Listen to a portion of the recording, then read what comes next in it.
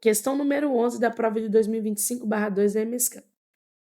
O ácido indol 3-propiônico é produzido por bactérias presentes na microbiota intestinal humana a partir do processamento do triptofano, um aminoácido essencial presente em alimentos como soja, trigo, milho, cevada, centeio, girassol, peixe e carne.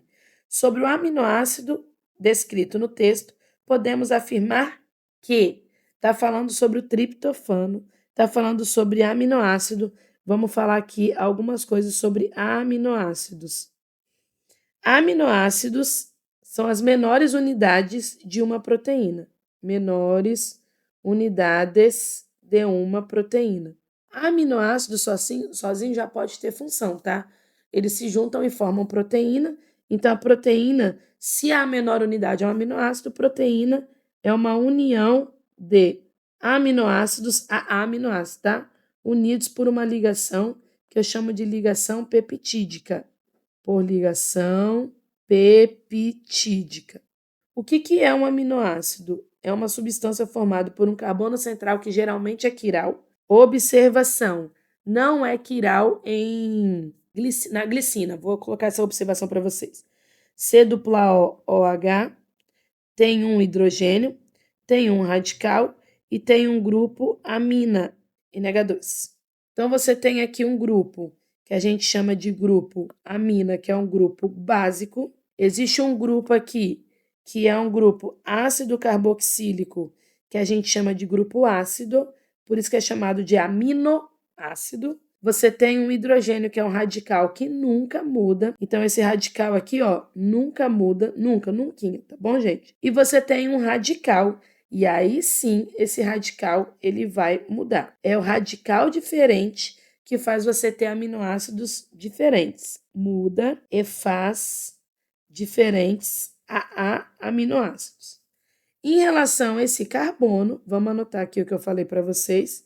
Esse carbono, ele normalmente, ele é quiral. O que é quiral? Tem 4 ligantes diferentes, exceto na glicina, porque na glicina o radical é um hidrogênio.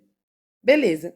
Esse radical, ele pode ser de 20 tipos diferentes. E aí você tem 8 tipos nós não produzimos.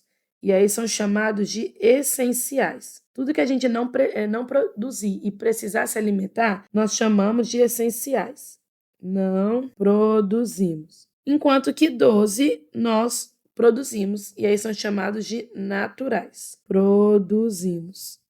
Existe uma frase que vale a pena você gravar. Existem várias, né? Aqui eu lembro, é sempre assim, ó. Valeu, isoleu.